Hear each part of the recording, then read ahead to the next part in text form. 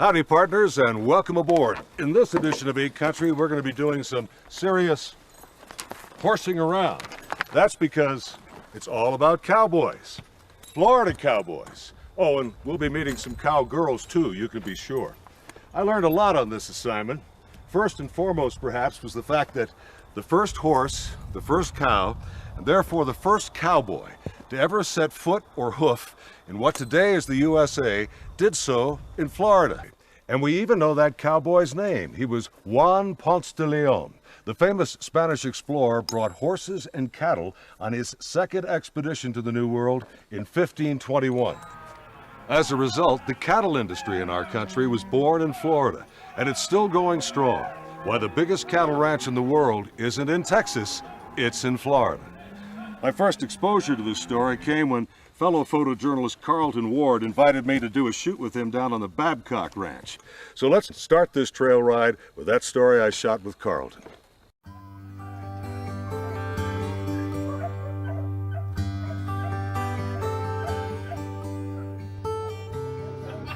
It isn't first light, but for these men, it's the end of the night and time for an age-old commute with bridle and bit and a saddle to sit, and yes, a 6-gun to shoot.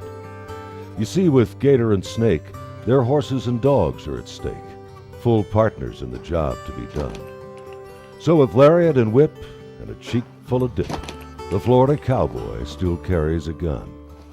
For almost 500 years, such men have roamed this land, long before any Western cowhand. And though their history's as rich and their deeds just as bold, the story of the Florida cowboy seems to never get told.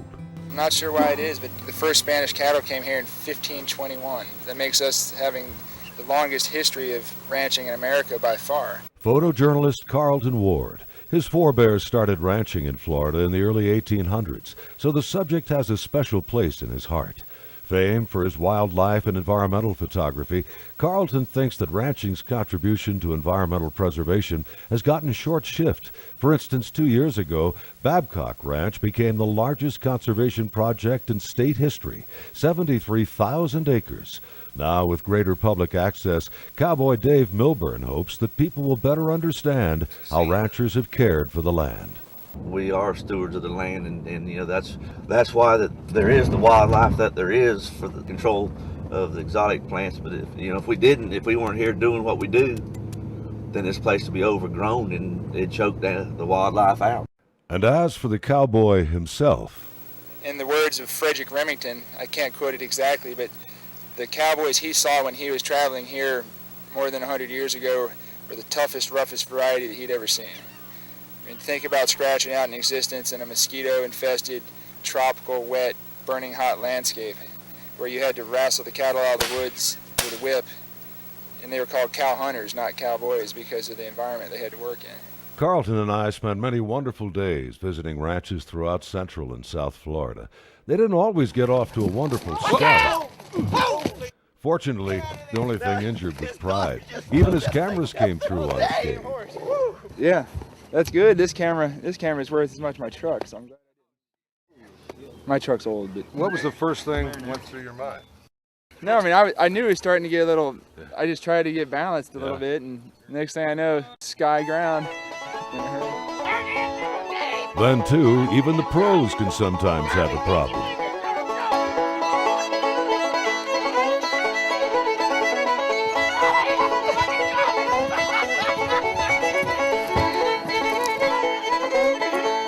Well, Dave finally got the rambunctiousness worked out, and darned if Carlton didn't ride that horse for the rest of the day, taking pictures all the way. I did have a close call of my own on this adventure. I was just about to interview a young cowpoke when there was a commotion nearby. Seems a big bull had tried to butt in on another big bull's herd of cows. As a couple of cowboys raced off to intervene in the matter, I ran over to the area with my camera rolling. Well, the two cowboys, one a cowgirl actually, quickly discouraged the intruder of his amorous intentions, and so he left in a huff and decided to take out his frustration in my direction.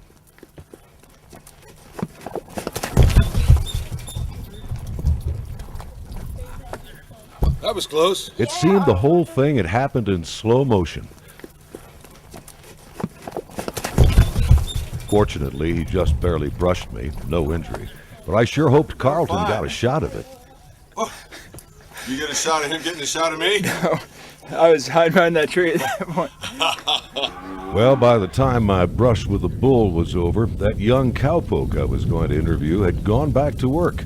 It's not unusual to see young'uns punching cows right alongside their elders, like 5-year-old Bailey there. You wonder if Grandpa Carrie Lightsey could get along without her. And I tell you what, she's as good as any day helper. And she won't miss a day working cattle.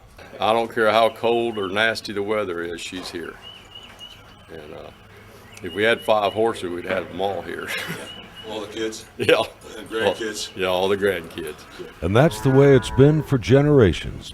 Ranchers raising their youngsters in the saddle, passing on something that is more than an occupation. It's a proud American tradition.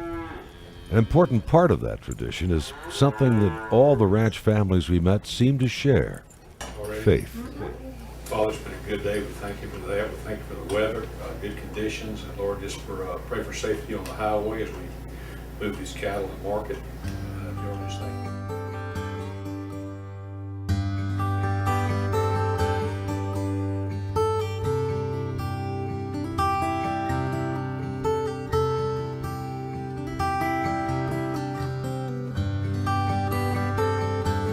Carlton and I have shot film all over the world, but I have him to thank for introducing me to this world. He's working on a new book about Florida's ranching history. I'd only done cursory coverage of our cattle industry in the past, and anchoring nights had never gotten up before dawn to do it. I never realized scenes such as this were unfolding just a few miles inland from my usual coastal beat.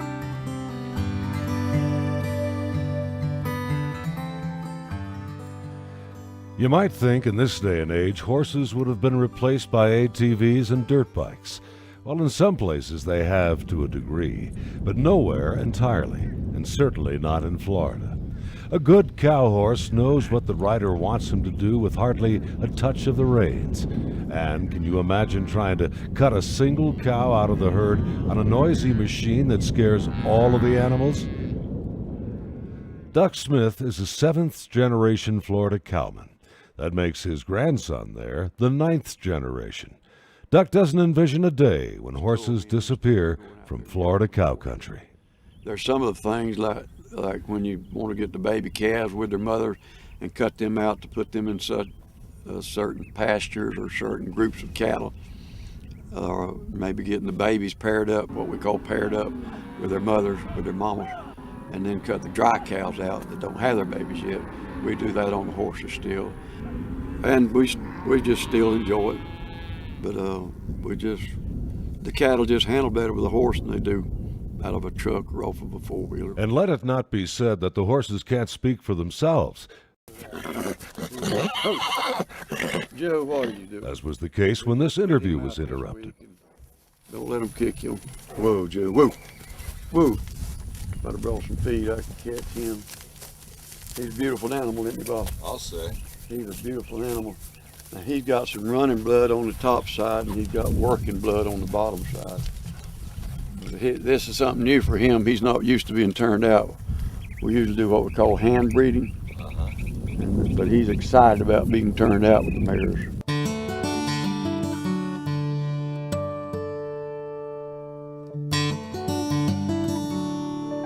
And so there will soon be some more horses. Florida's cowboy culture will carry on. They're the quiet cowboys, the ones so few of us even realize are here among us. Coming up, a look back at the beginnings of what is today one of the largest cattle industries in the country, when 8 Country continues.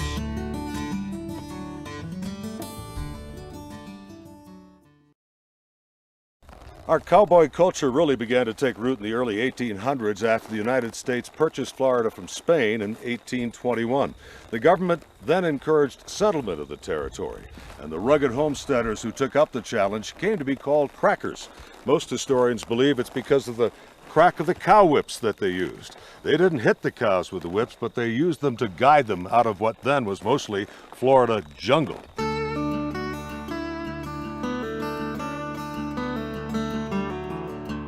It's hard to imagine what life was like back then.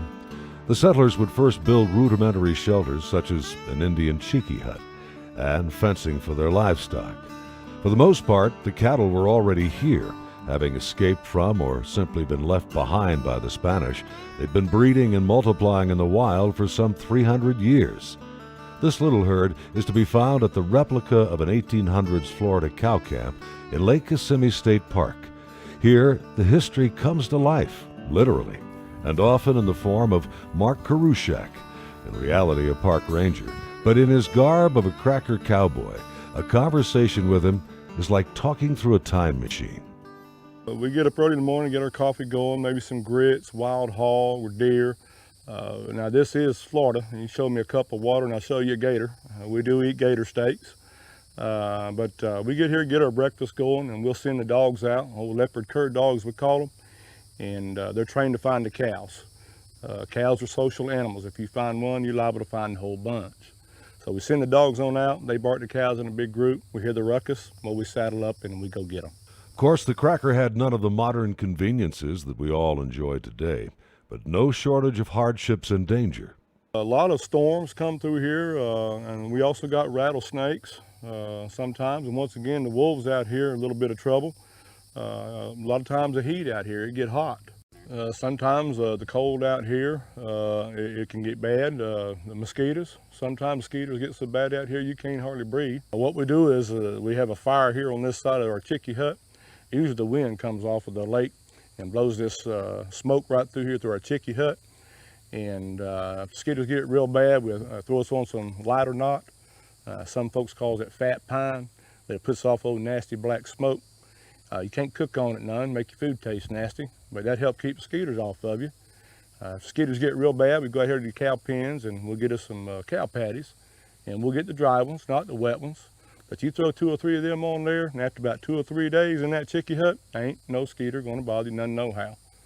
Fact is, I can go to that saloon down there in Bartow, and nobody in that saloon gonna bother me none neither. Now remember, you don't have to worry about Mark walking into your favorite watering hole smelling like that. He's talking about a time 2 centuries ago. As for the old cracker cattle, there are quite a few of them still around. Being such an important part of Florida's past, some ranchers are doing what they can to keep the bloodline and therefore the history alive. Renee Strickland is in the forefront of that effort.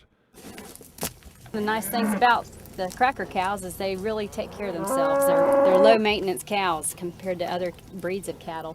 They've been fending for themselves for so many years that, you know, you can just kind of put them in a pasture like this that I'd never dream of putting a good English cow in, and let them roam, and they find what they need to find, and they thrive, and they have babies, and they do it every year, and they're amazing animals.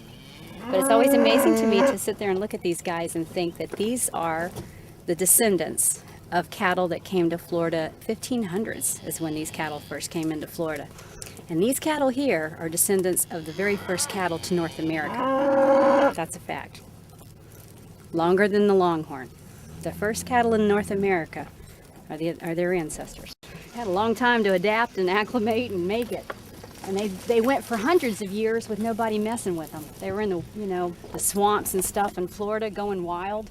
And the same with their horses. We have cracker horses, and they're smaller Andalusian bloodlines of horses, and they're just as tough as these cows are.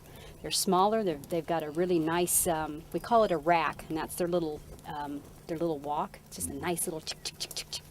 And they're very smooth, and they're Almost gated? Almost gated, but they're just as tough as these guys, and they survive the same way. They were out in the woods forever and just made it on their own.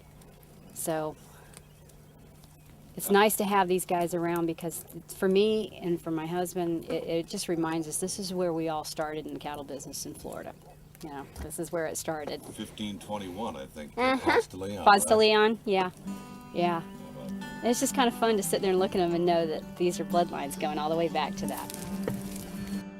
For more about Ponce de Leon and cracker history, I went to see Nelson Bailey. When not wearing his judge's robes and sitting on the bench in Palm Beach County, he's often wearing his cracker clothes and teaching folks about Florida's cowboy history. What a lot of people don't realize is the Old West really began down south right here in Florida. Ponce de Leon landed horses, cattle, hogs, settlers, and soldiers and citrus on the lower Gulf Coast of Florida in 1521. That was 19 years before Coronado took the very first horse and cow into the American Southwest. Of all states, Florida was the first to have the horse, and Florida was the first to have the cow. In that initial shipment, he brought 50 horses. Started to establish a town, but just in a matter of days. The Calusa Indians, who were on the southwest coast of Florida at that time, decided, this ain't such a good idea having these Spaniards here. And they were very well organized politically, militarily, and otherwise, the Calusa Indians were. So they attacked Ponce de Leon.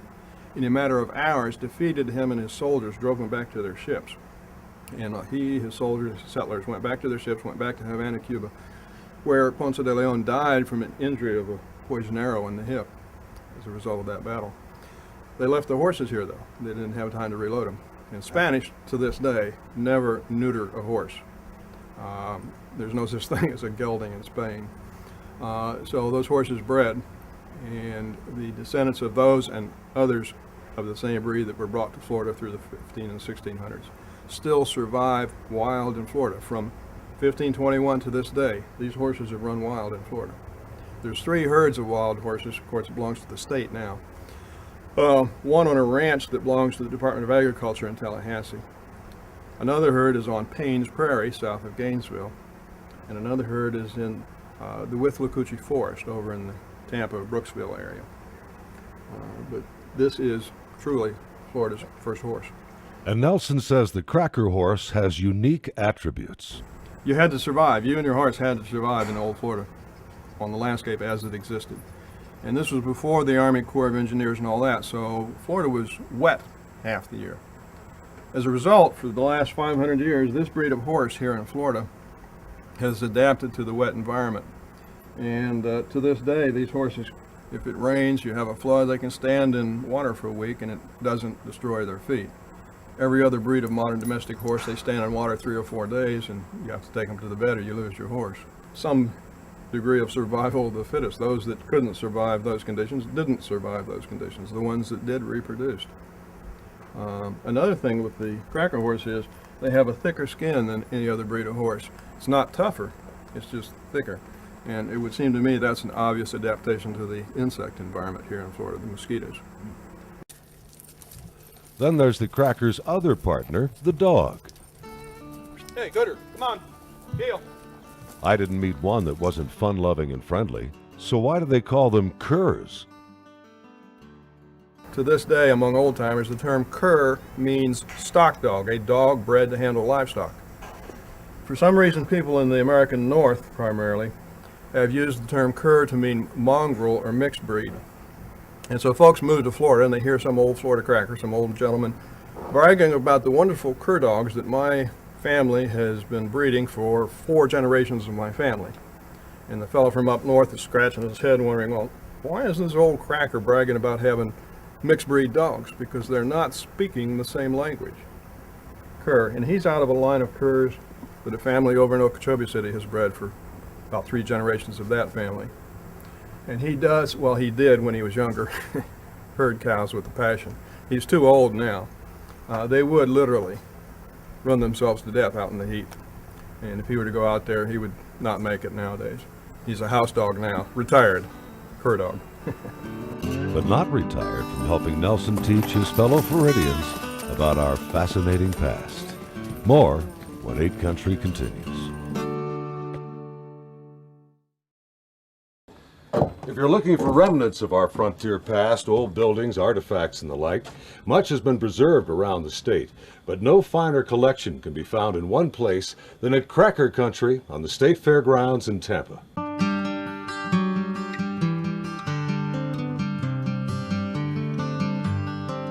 Here, historic buildings have been collected from around the state, creating an authentic Cracker community. A school, church, some stores, a blacksmith shop, several homes, and even a railroad station. Cracker Country is a special place for Carlton, my partner on this assignment, for his great-uncle, Doyle Carlton III, founded the museum, starting with this house, which once stood on the family homestead in Hardy County.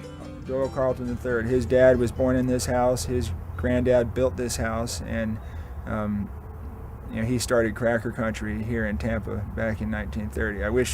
I wish he could be alive to see the book when I get it done, because he's been a champion of our pioneer heritage throughout his whole life, and this institution, Cracker Country, is part of that legacy. Carlton's interest in the subject may have been inspired by his family history, but his passion for it comes from his belief that preserving Florida's cowboy culture is synonymous with preserving our environment. I think it's essential for us to tell the story of the Florida cowboy. It's one of the great untold stories that has tremendous implications for the future of this state. I want people to know that every day before dawn, all the way across Florida, people are coiling their whips and lariats and riding out to work their herds. The ranch lands in many ways are the most pivotal landscapes in the state. They're under siege by development, with 1,000 new residents moving here each day.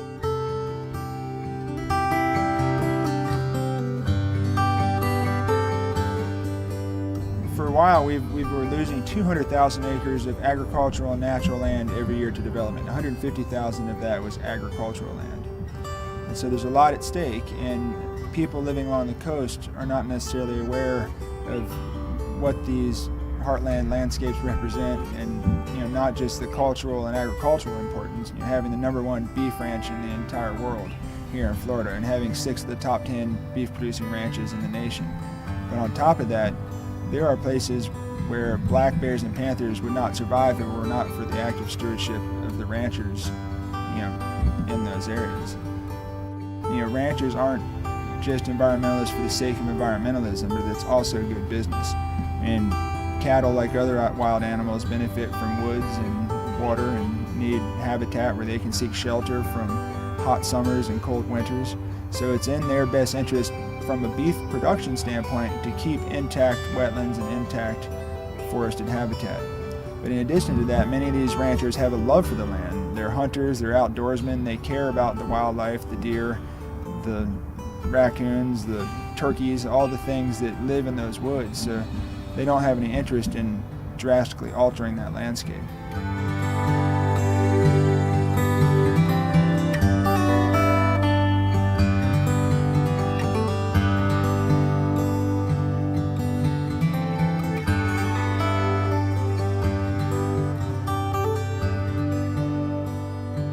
Carlton's opinion of ranching's contribution to environmental preservation is not his alone. The Lightsey Ranch, for instance, has received the National Environmental Stewardship Award, and many of Florida's ranches give them close competition. I sat down with Lane Lightsey for some of his thoughts. It seemed like years ago there was almost an adversarial thing between environmental groups and government and people in agriculture. And about 20 years ago, we got to talking and found out we had probably a lot more things in common than we did things we disagreed on. And they were just folks not a whole lot different than me. And really, a lot of the barriers, I believe, came down during that time. And we encouraged other ranchers to do that, to get with these groups and show what we have in common instead of our things that we disagreed on. And during that, I never thought of the word stewardship before. And so I started realizing, well, maybe I was a better steward of the land than I realized I was. And we've always tried to do things, just like when we still clear pasture for grasses, but we try to leave much of the land in its native state. We try to leave land for wildlife habitat, the deer, the caracaras, the eagles. We try to leave them plenty of room, but they still have plenty of habitat. And you'll find out many times by improving some pasture here that gives them a better feeding territory. If you'll notice, when you start looking at eagles' nests, they usually build them where they can see across open pasture where you have grasses planted. So anyway, and we realize that what we have here, we want to leave to the next generation and maybe the generation after that.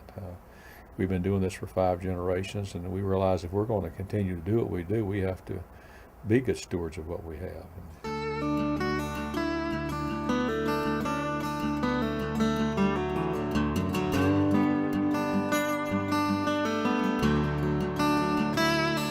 And there's no shortage of future generations to carry on Florida's ranching tradition. Youngsters of all kinds, all essential to the cattle industry. Coming up, more about the cows themselves as 8 Country continues.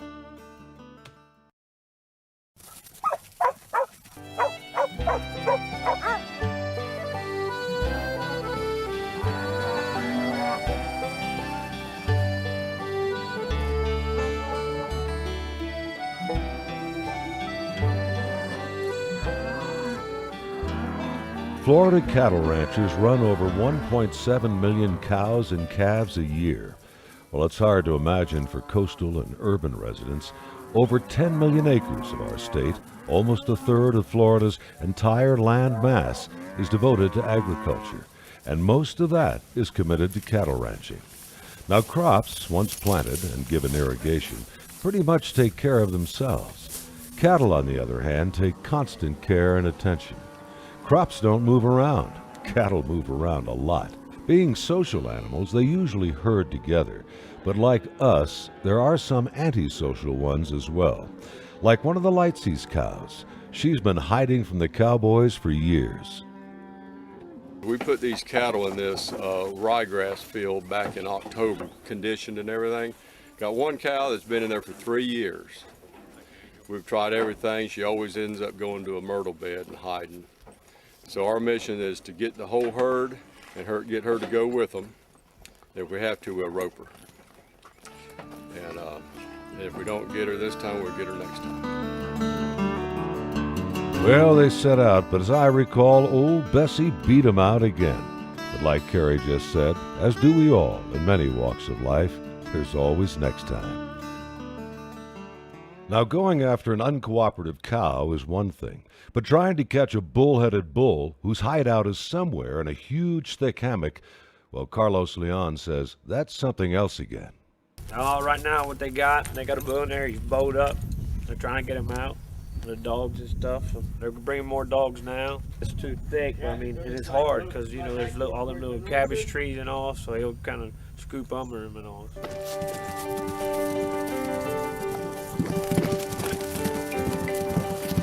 Well, the reinforcements soon arrived, and now there were over a dozen cowboys and a whole pack of dogs trying to flush out one big bull. Half the team was back in the woods trying to drive the animal to those waiting on a road cut through the hammock. Carlton and I waited anxiously. Then suddenly,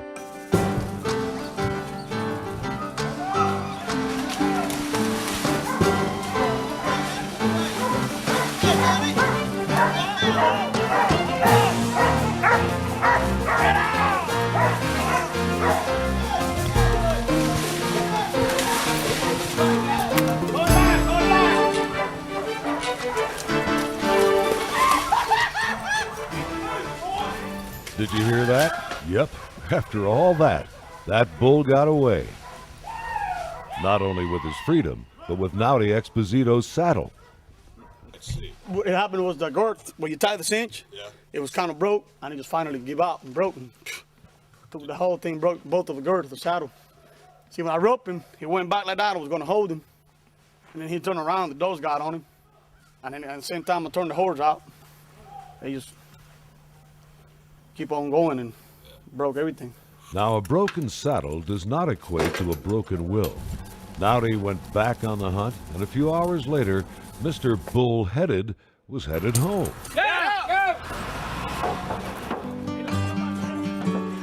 You gotta wonder, when his destiny is not a dinner table, but rather helping cows make calves, why put up such a fuss in the first place? Now, come lunchtime, everybody's ready to eat. You can imagine the appetite cowpokes and their critters work up. After lunch at Duck Smith's ranch, Marcus Shackelford stopped by. He's past president of the American Brahman Breeders Association. Brahmas look different from the cattle most of us are familiar with, but they sure made a difference when first brought to Florida in the late 1800s. The original cattle came from India, and there's hundreds and hundreds of different strains of cattle that came from India. The first cattle came in here actually probably through circuses as novelty kind of animals, and were given as prizes maybe to people, and as gifts to people, and they were incorporated into the grade cattle herds. The Spanish native cattle were around 500 to 600 pounds, the little scrubs were. When they were mated with those Brahman bulls, the first cows, the first cross out of those cows weighed 900 pounds.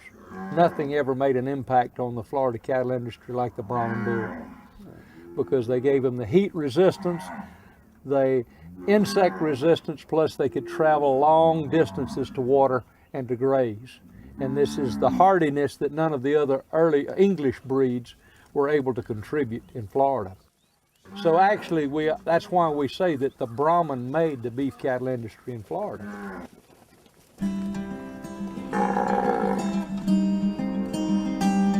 Coming up, what is this Mama Brahma waiting for when 8 Country continues?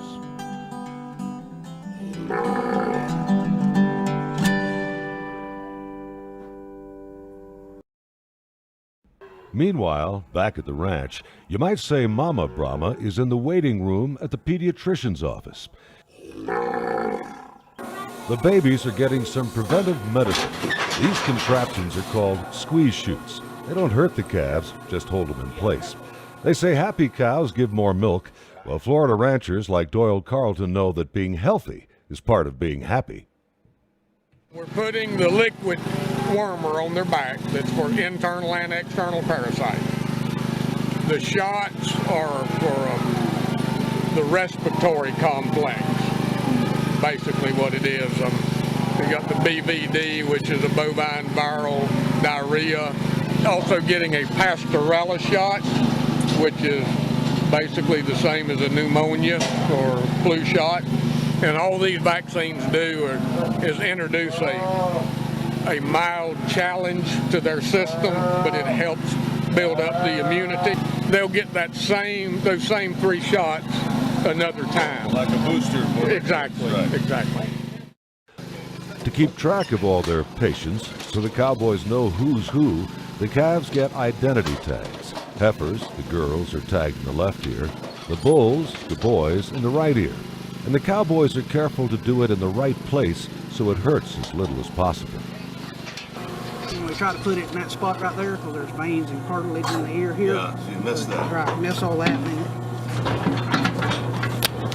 Doesn't hurt too much either.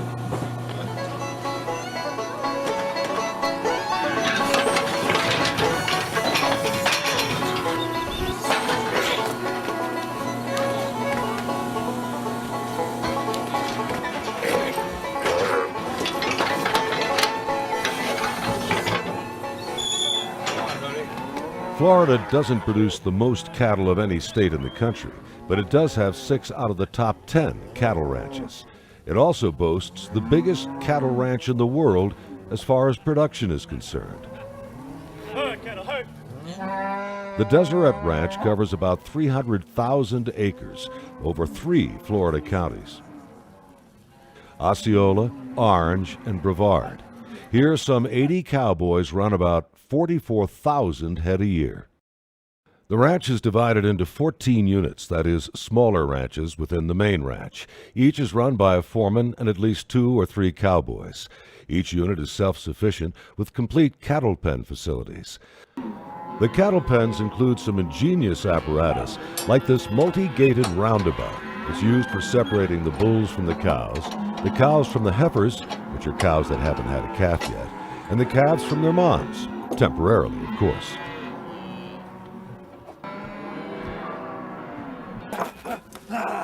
How do you know if all your hard work is paying off? Well, cattle are priced by their weight, so the cowboys keep track of how they're doing by weighing their work. Yeah, y'all definitely buy me a hamburger. Foreman Bo Anastasio and his team always have a friendly bet. We just weigh all the calves to get an average, so we'll know about what we're going to weigh at shipping time. We can project what we're going to weigh. And we take a little friendly bet. Whoever gets the closest, loser buys hamburgers. Cowboys still have to brand their cattle because they will be mixed with other herds. On the ranches we visited, I expected to find something like this, your old-fashioned branding iron. Probably not the same brand, but in any case, they don't always use these. If they're close to electricity, it's not necessary.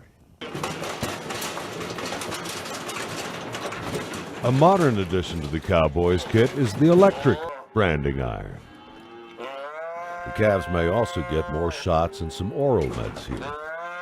On the Deseret Ranch, the brand may look like a D for Deseret, but it's actually the outline of a beehive, illustrative of what a busy place this is.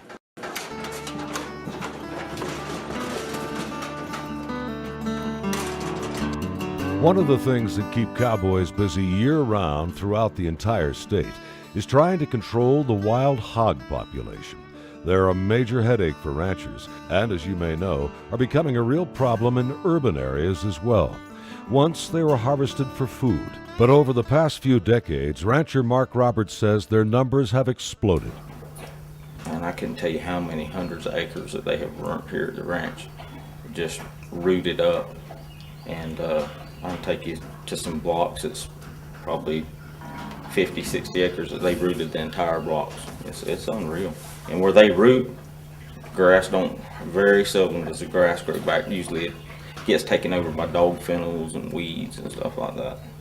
Why do they root? They're just looking for food? Mm-hmm. They eat grubs, worms, and bugs and stuff like that. And then they'll eat, like in ponds and stuff where you see them rooting, they'll eat the bulbs and stuff off of some of the lilies and stuff like that.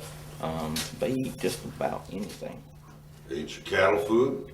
They'll eat that cattle food. They love that. The feeders that we have, the bulk feeders, hold about 6 tons.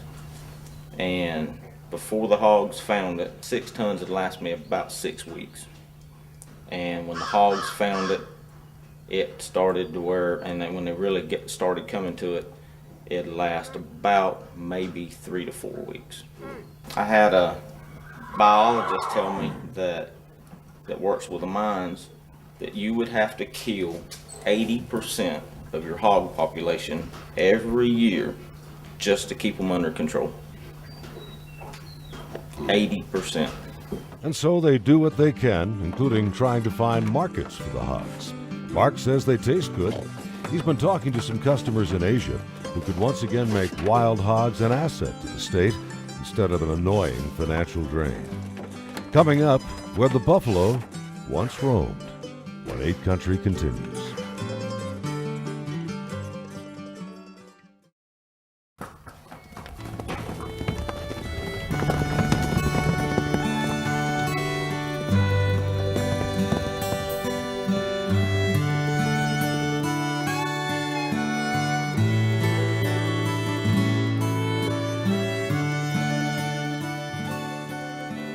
The Old West.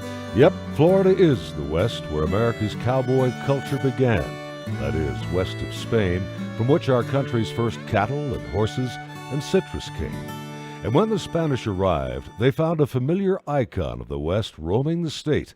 And there's still one wild herd left, though frankly, Lightsey foreman Dick Bursing says they're pretty tame. That's right. The buffaloes was actually here in the 1400s, 1500s. And of course, I think as the years went by, they evolved away from here. And of course, we've brought them back here and we have a little herd of them and they do fine. The Lightseys keep the herd unmolested out on Brahma Island and Lake Kissimmee. Just another example of how Florida ranchers pay homage to Florida history.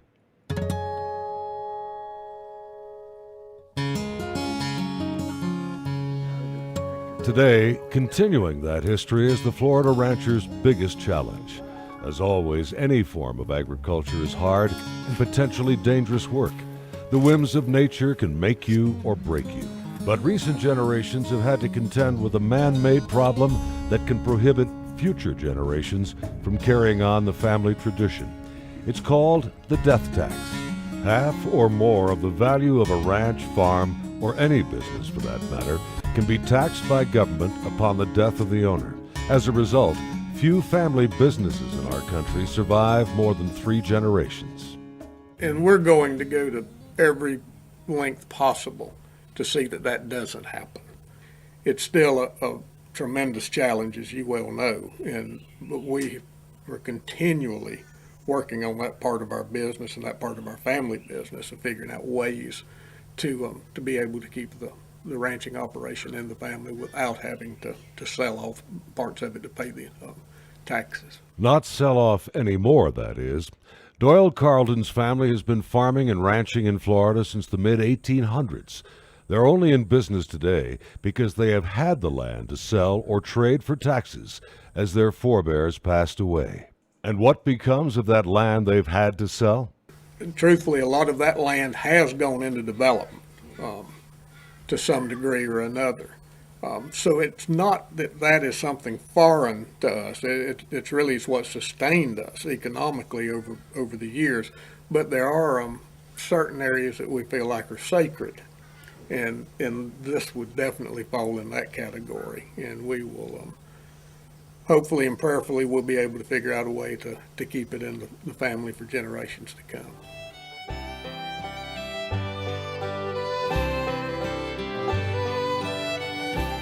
Once at war with each other, cowboys and Indians are now allies in the effort to preserve their ranching heritage. Before the white settlers came, after the U.S. acquired Florida from Spain, Native Americans were already accomplished cowmen. On the Seminoles' Brighton Ranch, Assistant Natural Resource Director Alex Johns reminds us, you know, we're the Seminole Tribe's casino, big casino business, but we use cows before casinos. We're trying to preserve that. Alex is mighty proud of that and is passionate about Brighton. This ranch is 36,000 acres, and we got about 5,500 head of mama cows. And we raise beef. We're just trying to preserve our wildlife and our land and our cattle operations. Fighting development all along the way, but still trying to hold out. And I'll bet you with the grit and tenacity of the American cattleman and woman, they will hold on. This is Carlton Ward's last book. It's about Africa, produced for the Smithsonian Institute in Washington. His next one, the one he was working on with me, is tentatively titled Florida Frontier. I'd like to close with some shots from Carlton's upcoming book, beginning with one of my favorites. I call it Second Thoughts. I think the younger bull on the left is having second thoughts about challenging the older bull on the right. Happy trails. I'm Bob Height. Good night.